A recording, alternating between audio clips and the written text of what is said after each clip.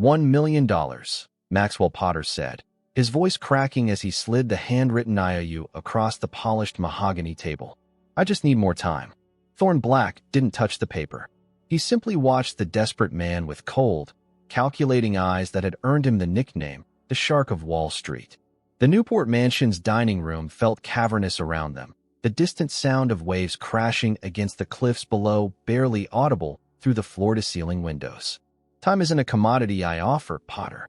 Assets, however. Thorne took a measured sip of his scotch. Maxwell's hands trembled. Please. My antique shop is underwater, but with the summer season coming. Your shop is worthless, Thorne cut in. And we both know the gambling debts you've accumulated extend far beyond what you owe me. The words hung in the air between them.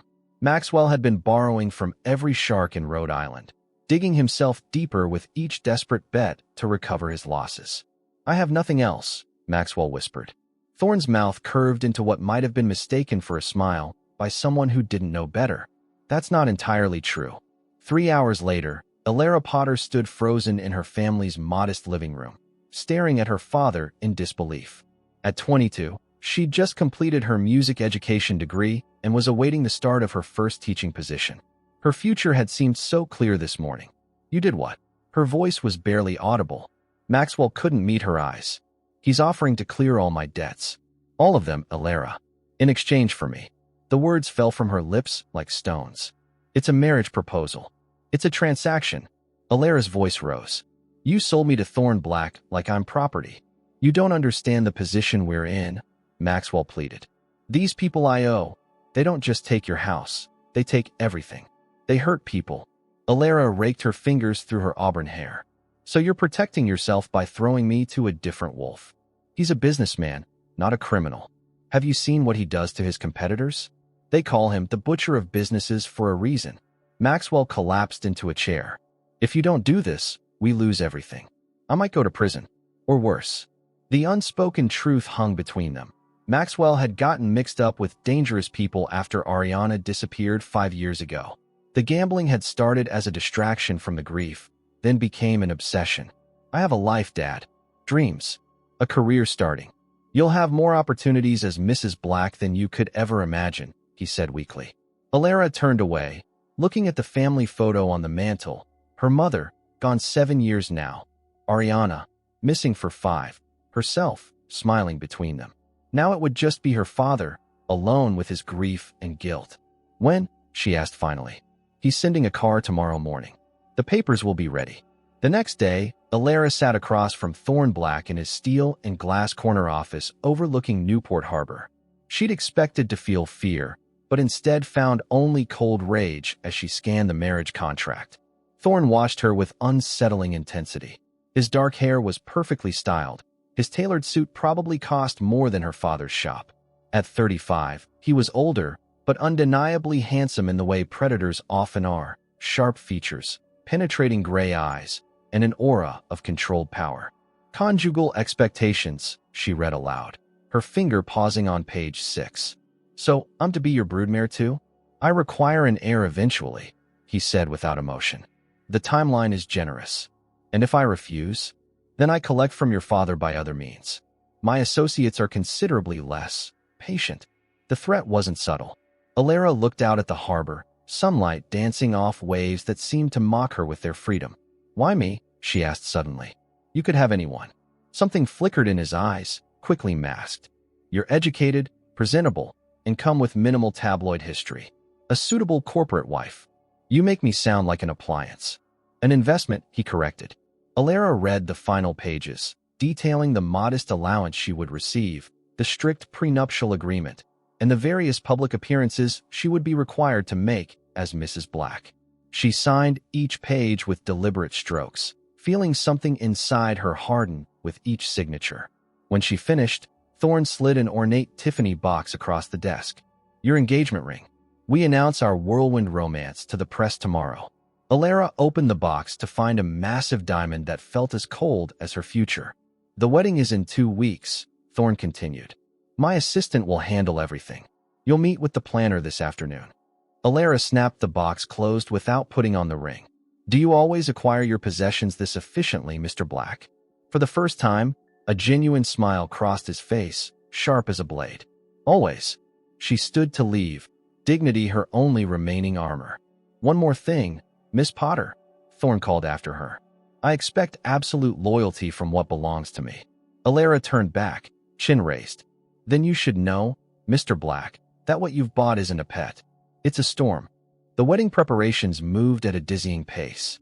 Alara found herself swept into a world of luxury that felt more like a prison with gilded bars. Cassidy Reed, Thorne's razor-sharp assistant, orchestrated every detail with military precision. Mr. Black prefers white roses, Cassidy stated, dismissing the florist's suggestion of peonies. Her sleek blonde bob didn't move as she shook her head. And the guest list is not negotiable. Alara sat silently in the planner's office, watching as her wedding, an event she'd once imagined would be joyful, was assembled like a corporate merger. She hadn't been allowed to invite anyone except her father. Don't I get any say? Alara finally interrupted. Cassidy's perfectly lined eyes flicked toward her. Of course. You can choose between the Vera Wong or the Oscar de la Renta. Two identical white dresses were wheeled in, both beautiful, both feeling like surrender. Later that evening, alone in the guest suite of Thorne's mansion where she'd been installed for convenience, Alara researched her future husband. The business articles painted him as ruthless but brilliant. His competitors called him calculating and merciless. Not once did she find a personal interview or glimpse behind the corporate mask. A soft knock interrupted her thoughts. Maxwell stood awkwardly in the doorway, looking smaller somehow in the grandeur of the Black estate. They've cleared all my debts, he said. Even reopened negotiations with suppliers for the shop. Congratulations on your successful transaction, Alara replied, unable to keep the bitterness from her voice. Maxwell flinched. I never wanted this for you. Yet here we are. He's not what people think, Alara. She looked up sharply. What do you mean? Maxwell shifted uncomfortably. Just, there are things you don't know. About everything. Like what? Dad, if there's something. I've said too much already. He kissed her forehead, his eyes haunted. Just, watch for the signs. They're there if you look. Before she could demand clarification, he was gone, leaving Alara with more questions than answers. The wedding day arrived with picture-perfect weather. Newport's St. Mary's Church was transformed into a showcase of wealth and power. Politicians, celebrities, and business titans filled the pews. Alara stood alone in the bridal suite, staring at her reflection. The stranger in the mirror wore a gown worth more than her father's shop, diamonds at her throat that felt like a collar. It's time, Cassidy announced, appearing in the doorway. As Alara took her father's arm to walk down the aisle, she spotted Thorne standing at the altar, impressive in his tuxedo, his face an impassive mask. For a moment, their eyes locked, and she could have sworn something like recognition passed between them. Two people playing parts in a production neither had fully chosen. The ceremony passed in a blur. Alara spoke her vows mechanically, watching Thorne's face for any hint of emotion as he promised to cherish her. There was none. When they were pronounced husband and wife, his kiss was brief and formal, a business transaction completed. At the reception in the Black Estate's grand ballroom, Alara played her part as the blushing bride, while Thorne moved through the crowd, shaking hands and making deals. No one seemed to find it strange that the newlyweds barely spoke to each other. Mrs. Black, a voice drawled behind her. My new cousin-in-law. Alara turned to find a man with Thorne's height, but none of his severity. Weston Pierce had tousled brown hair and laughing eyes, a glass of champagne perpetually in hand. Mr. Pierce, she acknowledged. Please, Weston to family. His smile was warm, but his eyes were sharp. How does it feel to join the illustrious Black dynasty? Intimidating, I imagine. I haven't given it much thought, she lied. Weston's smile faltered slightly. Thorne is complicated. The family has demons most don't see. I'm not sure what you mean. He leaned closer, his casual demeanor slipping. Did you ever wonder why you? Of all the women he could have chosen, a chill ran down Alara's spine. He needed a wife. I was available. Weston's laugh held no humor. Thorne Black doesn't do anything without multiple purposes. He glanced across the room to where Thorne was deep in conversation with a silver-haired man. Vincent Moretti is here. Interesting guest for a wedding. Who is he? Someone Thorne has been circling for months. Import-export business, supposedly. Weston's eyes narrowed. Watch yourself around him. Before Alara could ask more, Cassidy appeared, touching Weston's arm with unexpected familiarity. Their eyes met in a look that seemed loaded with meaning before they both glanced toward Thorne. "Mr. Pierce," Cassidy said coolly, "your speech is next." After Weston left, Alara noticed something odd. Thorne and Cassidy exchanging a subtle nod across the room. It wasn't the acknowledgement of boss and assistant, but something more coded. As the night wore on, Alara felt increasingly like a prop in an elaborate play whose script she hadn't been given. When Thorne finally approached her for their first dance, his hand at her waist was impersonal. "You've done well today," he said, guiding her across the floor with practiced ease. "High praise from my purchaser," she replied. His jaw tightened. "We have appearances to maintain." "Of course. What happens after the performance ends tonight?" Something shifted in his expression. "We'll discuss that privately." The reception stretched past midnight. When Alara was finally escorted upstairs to the master suite, she found herself alone in a bedroom larger than her entire childhood home.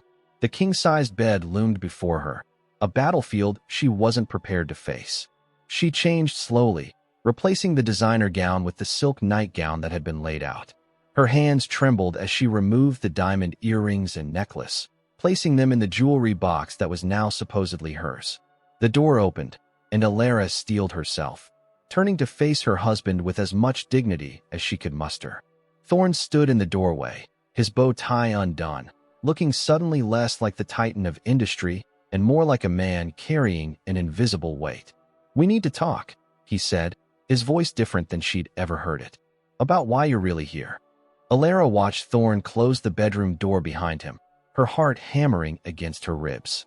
She crossed her arms over her silk nightgown, suddenly feeling exposed. "I won't be your obedient wife," she said, her voice steadier than she felt. Thorne loosened his collar and walked to the window, keeping distance between them. The moonlight cast half his face in shadow. "I don't expect you to be." Alara blinked, thrown off balance by his calm response. "Then what exactly do you expect?" "Because the contract was quite specific about my duties." "The contract is a cover."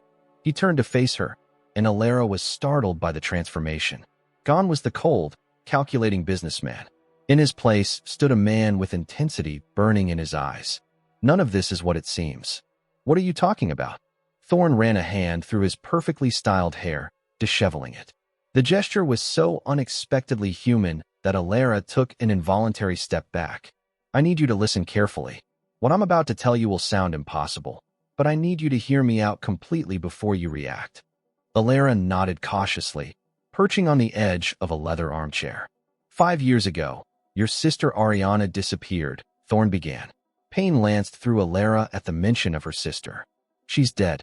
What does this have to do with?" "She's not dead." Thorne's words fell like stones in still water. "At least, not as far as we know." Alara froze, the world tilting beneath her. "That's not possible," the police said. The police were looking in the wrong places. Thorne pulled a phone from his pocket, tapped several buttons, then handed it to her. On the screen was a grainy security image dated 3 months earlier. Though partially obscured, the woman's profile was unmistakable. Ariana's distinctive jawline, the way she tucked her hair behind her ear. Alara's hands trembled. Where was this taken? "A private club in Connecticut owned by Vincent Moretti." "The man from the wedding." Thorne nodded. "Vincent Moretti is the public face of an organization called Crimson Shade. On paper, they run import-export businesses, nightclubs, and real estate. In reality, they traffic young women for wealthy clients." Horror dawned slowly. "You're saying my sister was taken, and possibly still being held?" Thorne's voice hardened. "I've been investigating Crimson Shade for 3 years." "Why?" "You're a businessman, not law enforcement." Pain flickered across his face. "My younger sister, Sophia, was one of their victims. She didn't survive." The revelation stunned Alara into silence. She stared at the man before her, trying to reconcile this new information with the cold predator she thought she'd married. "I don't understand," she finally said. "If you're investigating them, why the marriage?" "Why me? I needed access to your father." Thorne walked to a hidden panel in the wall, pressed a button, and revealed a small safe. He withdrew a file and handed it to her. "Maxwell Potter isn't just a man with gambling debts. He's been an unwitting part of their operation for years." Alara opened the file with numb fingers. Inside were financial records showing large sums moving through her father's antique shop, money laundering disguised as rare art sales. After Ariana disappeared, your father was approached by men claiming they could help find her for a price. The gambling debts were real, but they were engineered to make him desperate. Once they had leverage, they forced him to process transactions through his shop. He wouldn't do that, Alara whispered. But even as she spoke, she remembered her father's erratic behavior over the years, the mysterious clients who came after hours, his unexplained absences. He didn't have a choice. They threatened to kill Ariana if he didn't cooperate, then threatened to kill you if he went to the police. Thorne sat across from her, his elbows on his knees. Without his usual rigid posture, he looked younger, more human. I work with a special FBI task force focused on human trafficking. My public persona, the ruthless businessman, gives me access to circles where Moretti operates. For 3 years, I've been building my cover, getting closer to their inner circle. And my father? How does he fit into your plan? 6 months ago, we identified your father's shop as one of their laundering operations. At first, we thought he was a willing participant, but surveillance revealed he was being coerced. Thorne leaned forward. When I approached him privately, he broke down and told me everything. Alara felt sick. So this marriage, it gives me legitimate reason to absorb your father's business, access his records without raising suspicion, and places me one step closer to Moretti's inner circle. Thorne's expression softened slightly. Your father agreed to the arrangement when I showed him the evidence we had about Ariana. The marriage was his idea, actually. You're using me as a prop in your undercover operation. Anger sparked through her shock. Yes. Thorne didn't sugarcoat it. But I'm also offering you the chance to help find your sister. Alara stared at the security image, tracing Ariana's profile with a fingertip.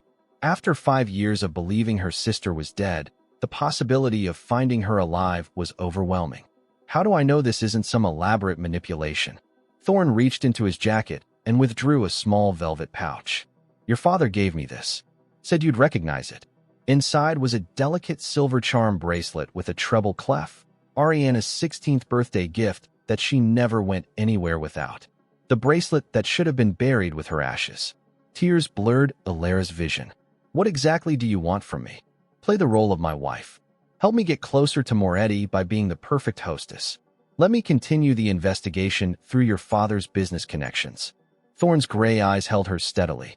In exchange, I'll do everything in my power to bring your sister home. And after? When this is over, a quiet divorce. Financial security for you and your father. A fresh start.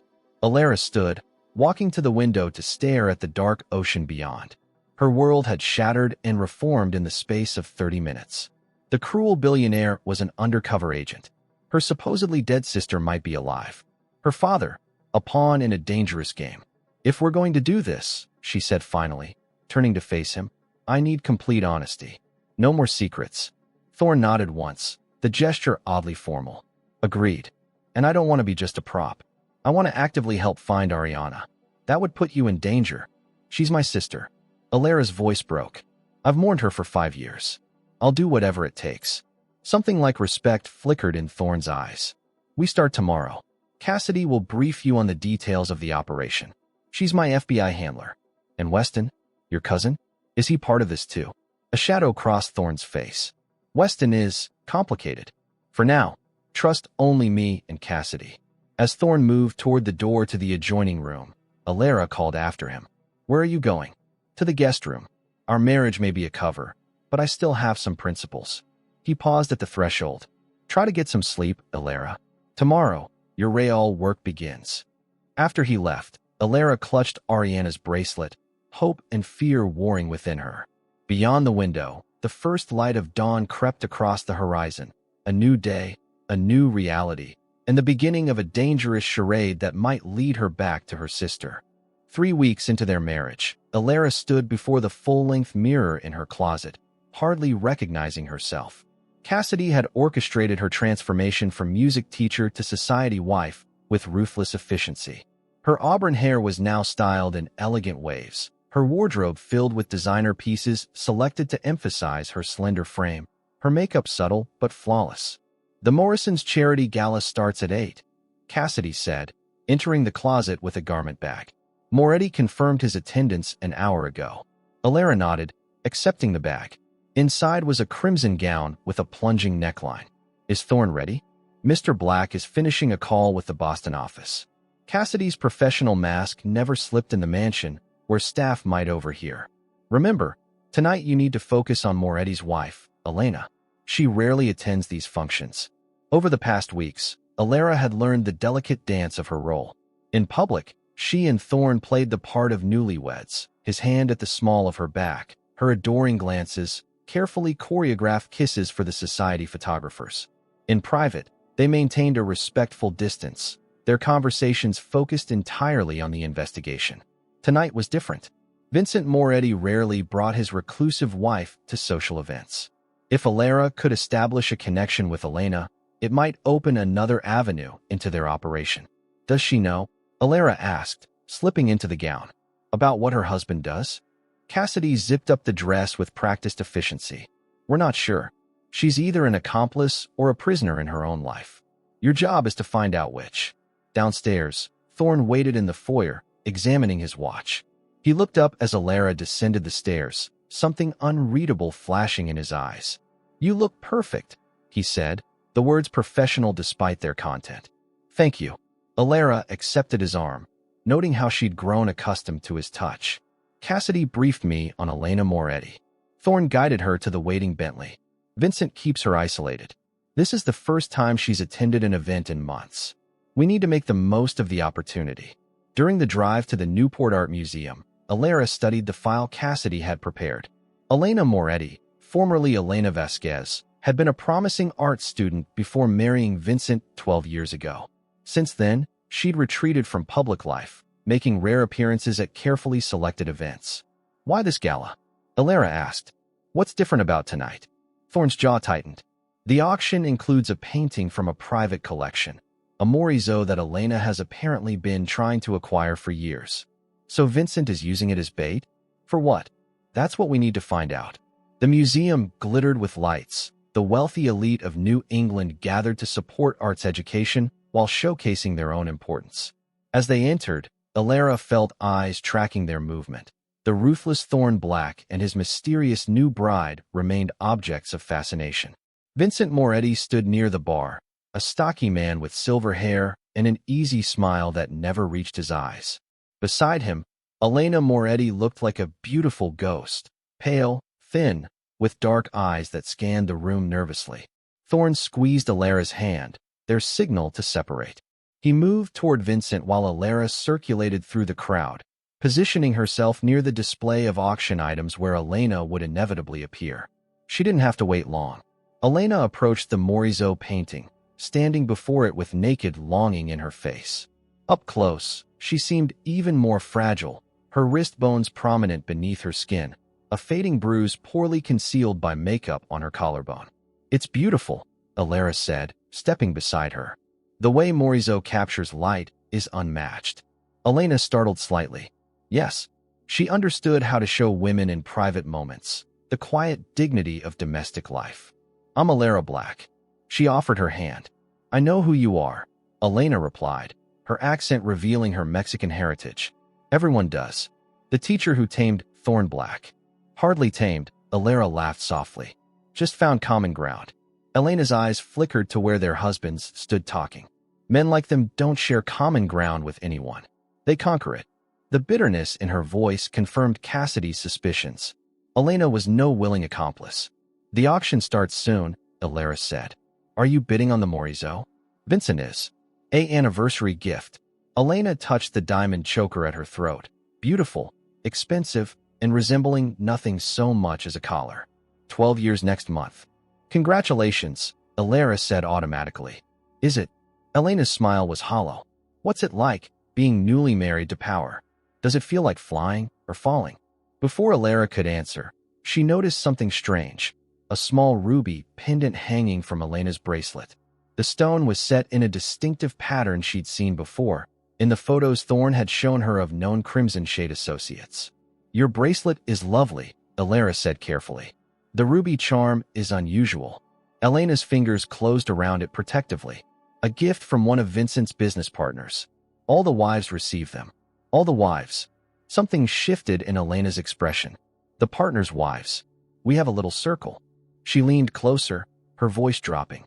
You might receive one soon. If Vincent approves of Thorne's business proposal. Alara fought to keep her expression neutral. Here was the connection they'd been looking for, physical identification between those in Moretti's inner circle. Across the room, she caught Thorne watching them, his face impassive but his eyes alert. She gave an imperceptible nod. I should find my husband, Elena said suddenly, her momentary openness vanishing. It was nice meeting you, Mrs. Black. As she walked away, Alara noticed other women in the crowd, at least 3 wearing similar ruby charms on bracelets or necklaces. She circulated casually, memorizing faces and names for her report later. The auction proceeded, Moretti winning the Morizo for an exorbitant sum. When it concluded, Thorne found Alara by the champagne table. Well, he murmured, his arm sliding around her waist as photographers circled nearby.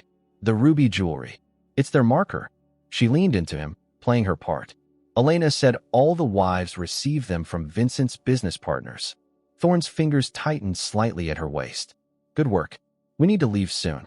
Moretti's invited us to join them for drinks at the chandlery. That's fast progress. He's interested in acquiring my shipping infrastructure. Thorne's smile was practiced for the cameras, but his eyes remained serious. This is exactly the opening we've been waiting for. As they prepared to leave, Weston Pierce appeared, seemingly materializing from nowhere as he often did. His bow tie was askew, his manner suggesting he'd had too much champagne, but his eyes were sharp as ever. Cousin, he greeted Thorne with an exaggerated embrace. And the lovely Alara, enjoying married life. Tremendously, Thorne replied coldly. If you'll excuse us, off to join Moretti's little after-party? Weston grinned. I heard Elena showed up. Rare appearance for the captive bird. Alara noticed how Thorne stiffened. Not here, Weston. Just making conversation. Weston's gaze shifted to Alara, something like warning in his eyes. The chandlery has a beautiful view of the harbor. Asked to see the private collection downstairs. Quite educational. Before Thorne could respond, Weston melted back into the crowd, leaving Alara with the distinct impression he'd been trying to tell her something important. Outside, as they waited for their car, Thorne's calm facade cracked slightly. What did Weston say to you? He mentioned the chandlery's private collection downstairs. Said it was educational. Thorne's expression darkened. There is no collection downstairs. The restaurant doesn't have a lower level. He pulled out his phone, texting rapidly. Cassidy will run background checks on staff. This could be the break we need. As the Bentley arrived, Alara realized with sudden clarity that she was no longer just playing a role. She was now actively part of the hunt, a hunt for the monsters who had taken her sister and so many others. Thorne held the car door open, his eyes meeting hers with unexpected intensity. For a brief moment, the pretense between them seemed to thin, revealing something neither was ready to acknowledge. Ready? He asked. Alara nodded, stepping into the next phase of their dangerous game. Ready. The summer sun beat down on Thorne's yacht as it cut through the waters of Narragansett Bay. Alara stood at the railing, the wind whipping her hair as she watched the Newport coastline recede behind them. After 2 months of marriage, she had grown accustomed to the performance. The public displays of affection, the carefully curated appearances at social events, the strategic conversations with Moretti and his associates. What she hadn't anticipated was how the line between pretense and reality would blur. Beautiful day for sailing. Vincent Moretti called from the upper deck, where he stood with Thorne. Their voices carried over the engine's hum. Your wife seems to be enjoying herself. Thorne's response was lost to the wind, but his eyes met Alara's across the distance. Something passed between them, a silent acknowledgement of their shared purpose that had begun to feel like genuine connection. Elena Moretti emerged from the cabin, moving to Alara's side with a glass of white wine in each hand. Men and their business talks, she said, offering one to Alara. Always excluding us from the important conversations. Alara accepted the wine with a practiced smile. I've learned to use it to my advantage. They reveal more when they think we're not listening. Over the past weeks, she had cultivated Elena's trust, discovering a woman trapped in a prison of luxury and fear. Today's yacht excursion was a critical next step. Vincent had finally invited the Blacks into his inner circle after Thorne's shipping company had begun handling specialized cargo for Moretti's import business. You've changed since we first met, Elena observed, studying Alara. More confident. Marriage suits you. It's been an adjustment, Alara admitted, infusing truth into her cover story. Thorn's world is very different from my own. Elena's gaze drifted to her husband above them. They change us, these men, reshape us to fit their worlds. She touched the ruby charm at her wrist, the symbol Alara now knew identified women connected to Crimson Shade. Sometimes I barely recognize myself anymore. Do you ever think about leaving? Alara asked carefully. Fear flashed across Elena's face before she masked it with a laugh. Leave, Vincent? Impossible. Some chains can't be broken. She drained her wine glass. Take my advice, Alara. Learn to love the cage. It's safer than trying to fly. The conversation was interrupted by a sudden lurching of the yacht. Alara stumbled, her wine glass shattering on the deck as she grabbed the railing. A second violent jolt sent her tumbling over the side, the cold Atlantic closing over her head before she could scream. The shock of the water stunned her. Salt burned her eyes as she fought her way to the surface, gasping for air. The yacht was already 20 yards away, continuing its path as if no one had noticed her fall. Panic surged through her as she treaded water, her summer dress dragging her down. The cold quickly seeped into her muscles, making each movement more difficult than the last. Help! She shouted, but the wind carried her voice away from the vessel. Just as despair began to set in, she heard the sound of a motor and saw a smaller craft speeding toward her from the yacht. Thorn stood at the bow, his face a mask of controlled urgency. Within minutes, he had pulled alongside her and leapt into the water, strong arms encircling her waist and lifting her into the rescue boat where one of the crew waited with blankets. Are you hurt? Thorn demanded, his voice rough as he wrapped a blanket around her shivering form. And no, she managed through chattering teeth. I just fell. Thorn's expression hardened. You didn't fall. Back on the yacht, Vincent and Elena rushed to meet them as the crew helped Alara aboard. Vincent's concern seemed genuine, but Alara caught the calculating assessment behind his sympathetic words. Such a terrible accident, he said, ordering hot tea and more blankets. The sea can be treacherous even on calm days. Thorn's arm remained firmly around Alara's waist as he guided her to a seat. My wife is an excellent swimmer, he said evenly. Fortunate, given the circumstances. The implied accusation hung in the air between them. Vincent's smile never faltered, but his eyes turned cold. Perhaps we should return to shore, Elena suggested, her face pale. Alara needs rest. The journey back was tense, the earlier camaraderie replaced by wary silence. When they docked, Vincent made a show of concern, insisting his private doctor visit the Black Estate to check Alara for secondary drowning. Thorn accepted with diplomatic grace that belied the fury Alara could feel radiating from him. Only when they were alone in their car did he speak. That was no accident. I know, Alara whispered, still shivering despite the warmth of the day. Vincent, or someone working for him. A test, perhaps. Thorn's knuckles whitened on the steering wheel. To see how I'd react. To see if I truly care for you. The implication sent an unexpected warmth through her that had nothing to do with the blanket still wrapped around her shoulders. That evening, after Moretti's doctor had examined her and found nothing worse than mild hypothermia, Thorn insisted on bringing her dinner himself. In the privacy of her bedroom, he dropped the public persona entirely, pacing like a caged animal. I underestimated how quickly they'd move. He ran a hand through his hair, disheveling it in a way that had become strangely familiar to Alara. They're testing my commitment to you, which means they're considering bringing me deeper into their operation. Isn't that what we want? Alara pushed away the untouched soup. Not at the expense of your safety. Thorn stopped pacing, his expression grave. If anything had happened to you, but it didn't. She held his gaze. And now we know they're interested. We're getting closer, Thorn. Something shifted in his expression, concern mixed with reluctant admiration. We need to accelerate the timeline. I have a meeting with Cassidy tomorrow to discuss next steps. Alara nodded, then hesitated. There's something else. While I was talking with Elena, she mentioned a place called the Harbor House, where the special guests stay. Said it was on the Massachusetts coast. Thorn went very still. Are you certain? Yes. She seemed to think I already knew about it. He sat heavily on the edge of her bed, the professional distance between them momentarily forgotten. The Harbor House has been rumored in trafficking circles for years. a high-end holding facility for victims before their move to buyers. If she mentioned it to you, then they're considering me part of their circle, Alara finished. Which means we're closer to finding Ariana. Thorne's phone chimed with an incoming message. His expression darkened as he read it.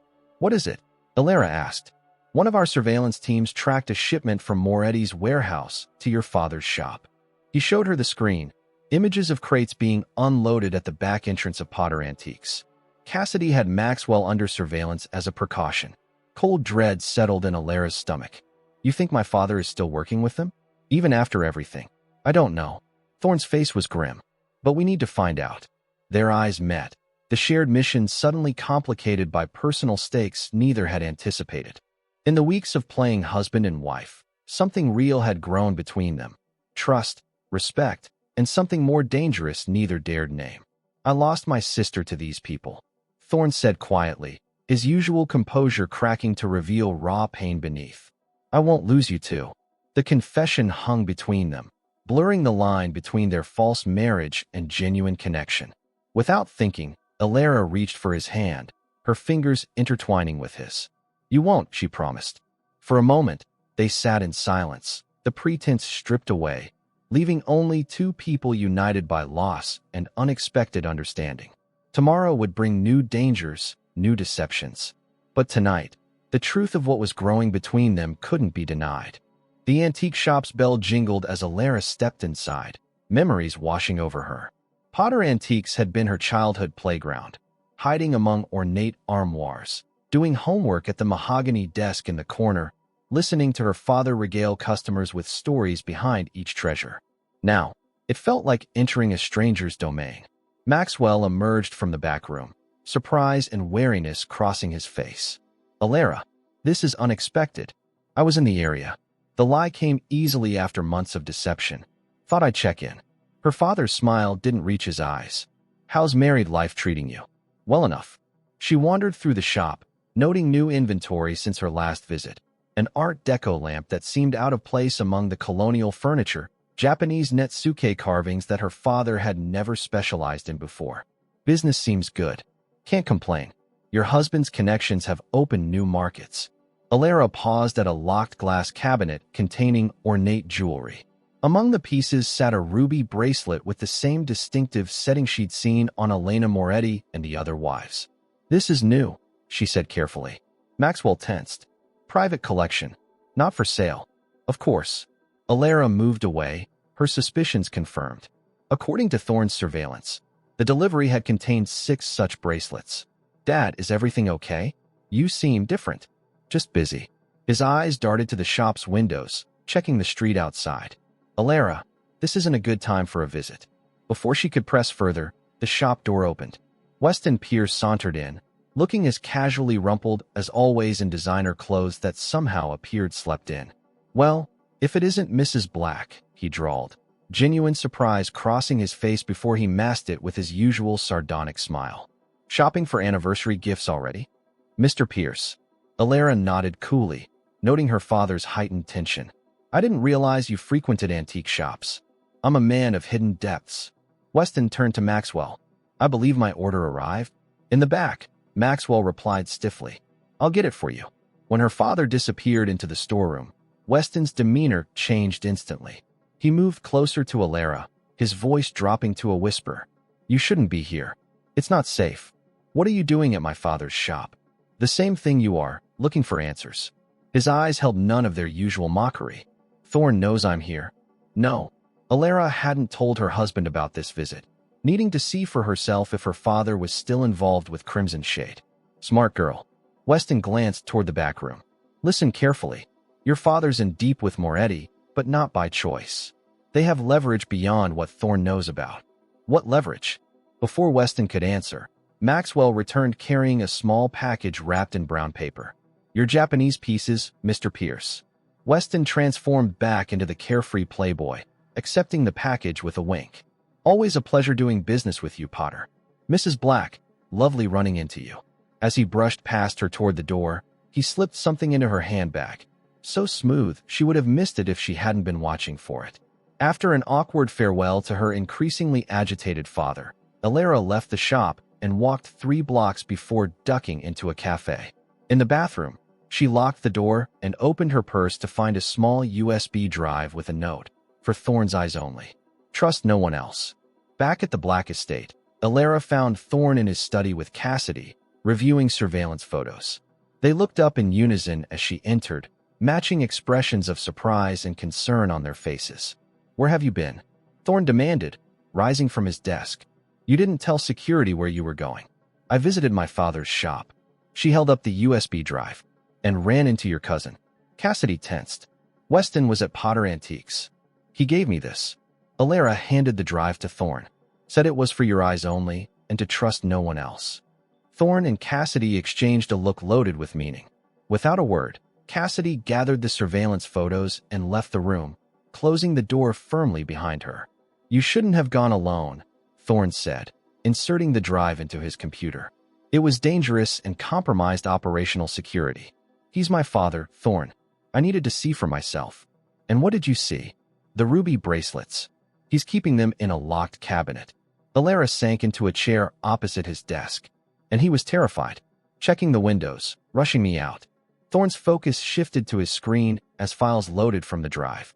His expression darkened as he scrolled through documents, his jaw tightening with each passing second. "What is it?" Alara asked. "Transaction records. Property deeds. Shell companies." He continued scrolling. "Weston's been tracking Moretti's operation for years, documenting every move. Why would he give this to me instead of directly to you?"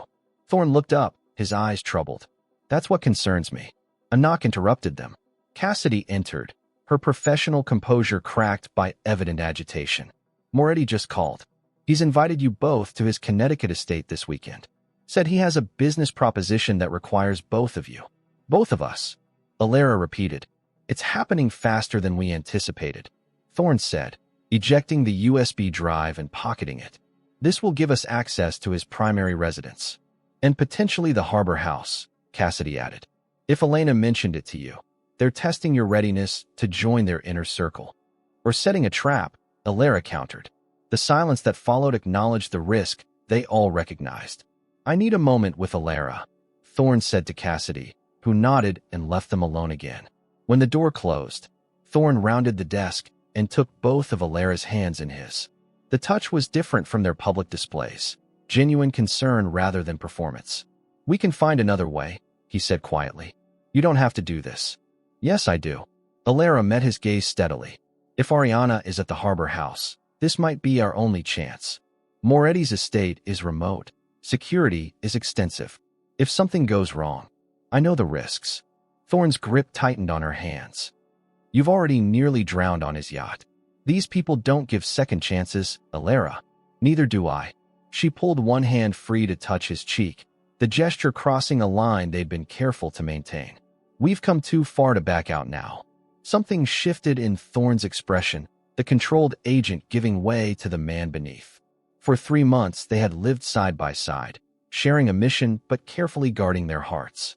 Now, with danger closing in, the pretense between them seemed suddenly impossible to maintain.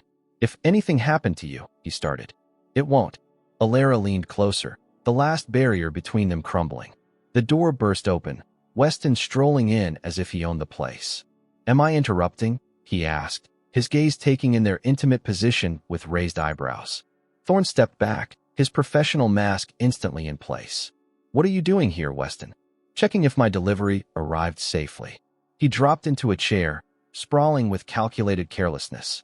"I see it did. Why didn't you bring this to me directly?" Thorn held up the USB drive. "And missed the opportunity to see Alara in action? She's quite good at this game, cousin." Weston's smile held an edge. "Besides, you've been keeping me at arm's length for months. Can you blame me for finding alternative channels?" "This isn't a game," Thorn snapped. "And Alara isn't a pawn for your amusement." "No, she's your pawn, isn't she?" Weston's smile vanished. "Tell me, does she know everything? About why you really targeted her father's shop? About what happened to Sophia?" Alara looked between them, sensing undercurrents she hadn't been privy to. "What is he talking about?" Thorn's expression hardened. "Get out, Weston. Always protecting your secrets." Weston rose, straightening his perpetually rumpled jacket. "Moretti's invited you to Connecticut, hasn't he?" The inner sanctum at last. He turned to Alara. Be careful, Mrs. Black. The ruby bracelets aren't just identification, they're tracking devices. And Thorn isn't telling you everything. With that parting shot, he sauntered out, leaving tension crackling in the air behind him. What didn't you tell me? Alara demanded once they were alone. Nothing relevant to the mission. Don't lie to me. Anger flared, fueled by fear and confusion. Not now. Thorn's composure cracked. Sophia wasn't just my sister. She was Weston's fiancée. When she disappeared, he was the FBI's primary suspect before evidence pointed to Crimson Shade. The revelation struck Alara like a physical blow. You suspected your own cousin? The evidence was compelling at the time. And now I don't know what to believe. Thorn ran a hand through his hair. Weston has his own agenda within this operation. I've never been certain if it's justice or revenge. Do you trust him? I trust his hatred for Moretti. Thorn moved closer, taking her hands again. But I trust you, Alara. Completely. The admission hung between them, changing everything and nothing. As their eyes met, the careful boundaries they'd established dissolved. When his lips found hers, the kiss wasn't part of their cover story, but an acknowledgement of what had been growing between them. Something real amid the deception, something true within the lies. When they finally broke apart, breathless, Alara knew there was no turning back. They were committed now, to the mission, to finding Ariana, and to whatever lay between them, for better or worse. Moretti's Connecticut estate sprawled across 50 acres of manicured grounds, old money disguising newer, darker fortunes. As the Black's Bentley passed through the wrought iron gates, Alara felt a chill despite the late summer heat. Somewhere on these grounds, or nearby, women like her sister were held captive, their lives and freedom stripped away.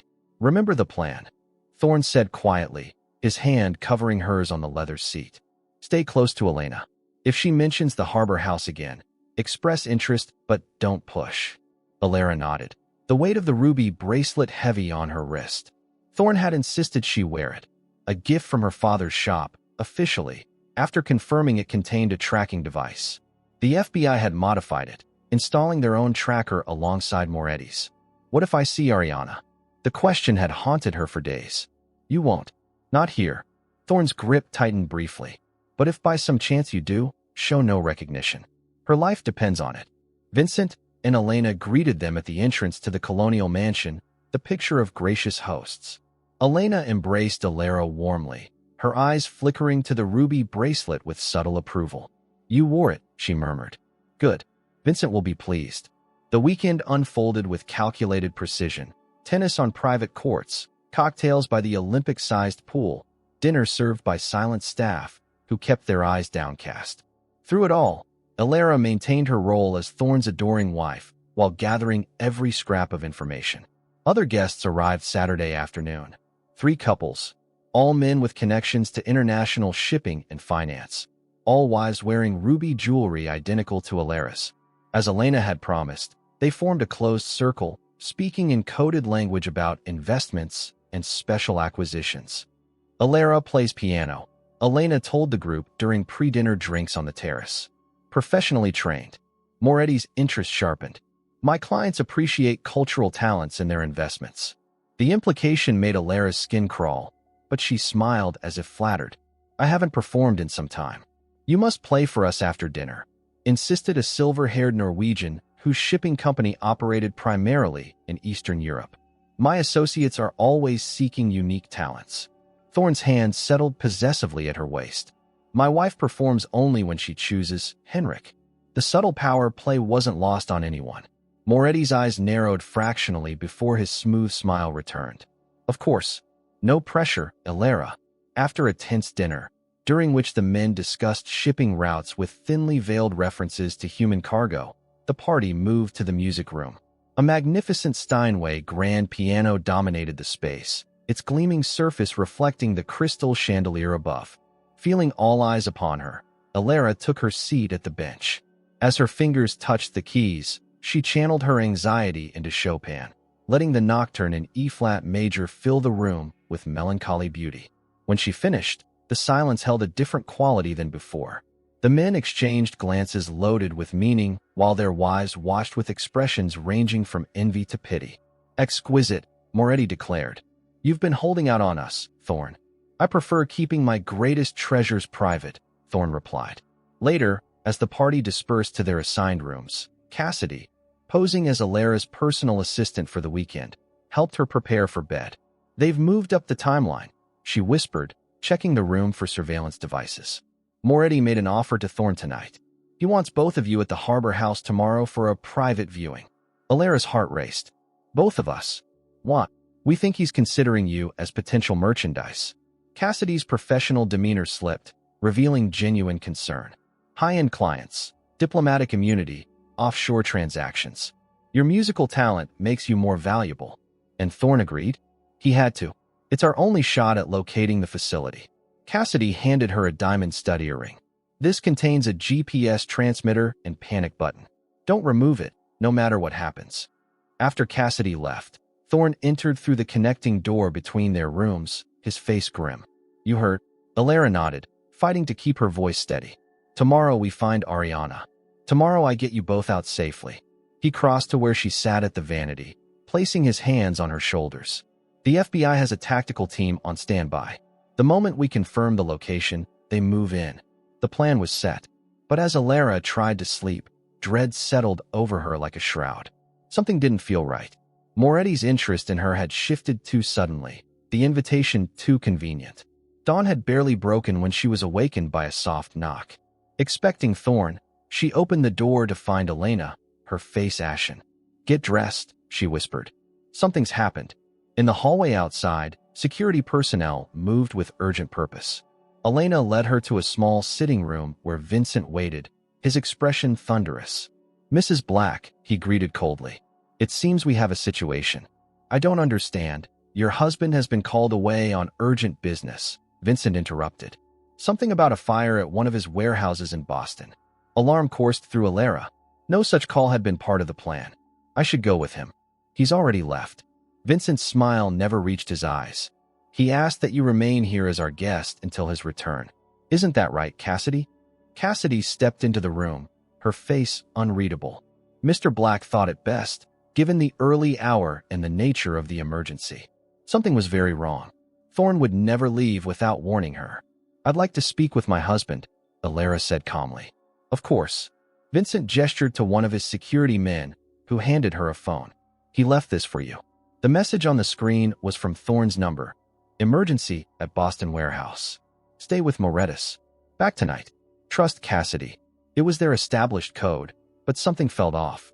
Thorn would have included their personal signal, a reference to Newport, if everything was truly proceeding according to plan. I'm sure he'll call when he can, Vincent said smoothly.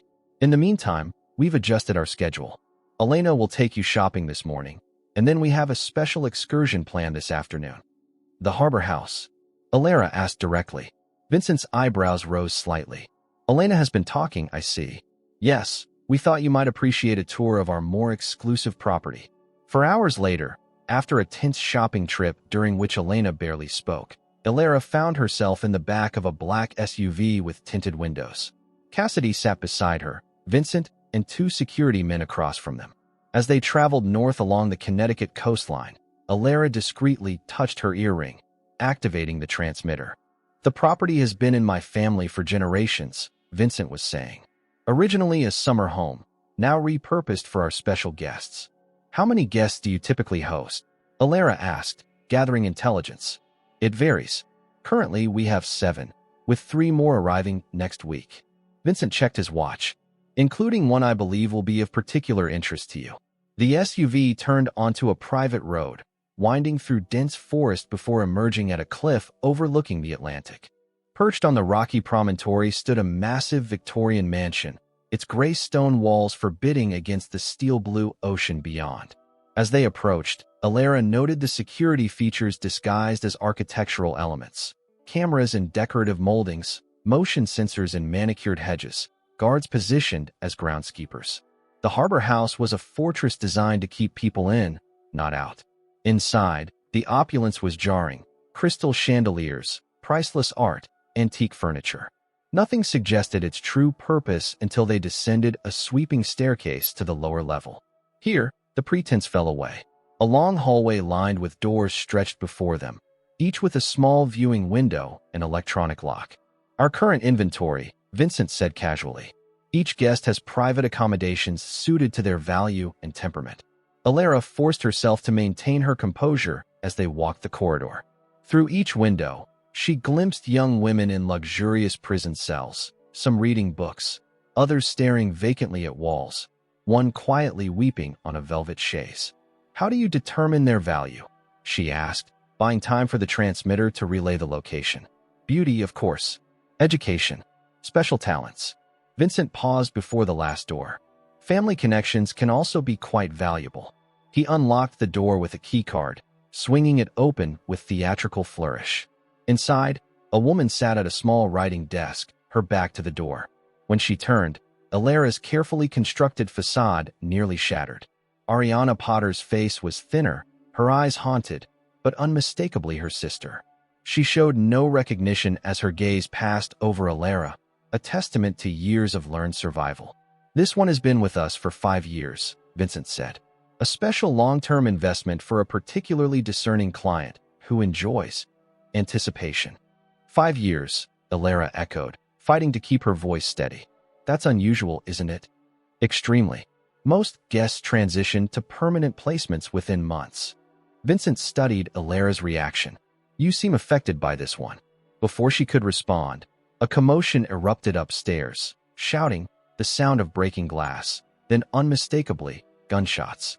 Vincent's face transformed, all pretense of civility vanishing. You, he snarled at Alara. You brought them here. Everything happened in rapid succession. Vincent drew a gun. Cassidy moved with startling speed, shoving Alara into the room with Ariana and slamming the door. FBI. Freeze. Cassidy's voice commanded from the hallway, followed by more gunshots. Alara scrambled to her sister, who stared at her in stunned disbelief. Alara, Ariana whispered, touching her face as if uncertain she was real. It's me. We're getting out of here. Alara hugged her tightly. 5 years of grief and hope colliding in one desperate embrace. The door burst open. Instead of Cassidy or federal agents, Elena Moretti stood there, a keycard in one trembling hand and a gun in the other. Come with me, she said. Now, before he finds you. Elena led them through a hidden service corridor, the gun steady in her hand. Ariana clung to Alara, years of captivity having weakened her once athletic frame. Vincent has a private dock below the cliffs, Elena explained. We can escape by boat. Where's Thorne? Alara demanded. Vincent discovered Cassidy was FBI yesterday. They captured Thorne when he came looking for you this morning. The revelation struck like a physical blow. The mission compromised, Thorne captured, and now an FBI raid in chaos. They descended stone steps spiraling into the cliff face. At the bottom, a sleek speedboat waited on dark Atlantic waves. As they helped Ariana aboard, footsteps echoed on the stairs behind them. Elena thrust the keys into Alara's hand. Go. Head south to Stonington Marina. You're coming with us, Alara insisted. Elena shook her head. Someone must slow them down. 2 security men emerged. Elena fired twice, forcing them back. Go now. Torn between escaping with her sister and helping Elena, Alara made the wrenching choice. She started the engine, pulling away as gunfire erupted behind them. Thorne is still in there, Alara whispered, the weight of leaving him behind crushing her chest. 20 minutes later, they reached the marina, where FBI agents were waiting. The sisters were separated for medical evaluation and debriefing. Hours passed in a blur of questions and examinations before Weston Pierce appeared, his usual disheveled appearance replaced by tactical gear. Thorne, Alara asked immediately. Alive. Shot twice, but stable. Weston's expression was grim. We got him out during the raid. Relief flooded through her. And Vincent? In custody, along with most of his operation. Elena didn't make it. The news of Elena's sacrifice hit hard. Another victim of Vincent's evil, her final act one of redemption. She saved us, Ariana said quietly, the first words she'd spoken since their escape. 3 days later, Alara sat beside Thorne's hospital bed, his hand in hers. The doctors were optimistic about his recovery, though the bullet that had lodged near his spine would require extensive rehabilitation. You should have waited for backup, she admonished gently. They had you. His voice was weak but determined. There was no waiting. The door opened, and Weston entered with Ariana. After the truth had emerged, that Weston had been an undercover FBI agent for years, infiltrating Crimson Shade long before Thorne's involvement, the cousins had begun the slow process of reconciliation. The task force finished processing the Harbor House, Weston reported. 7 women rescued, including Ariana.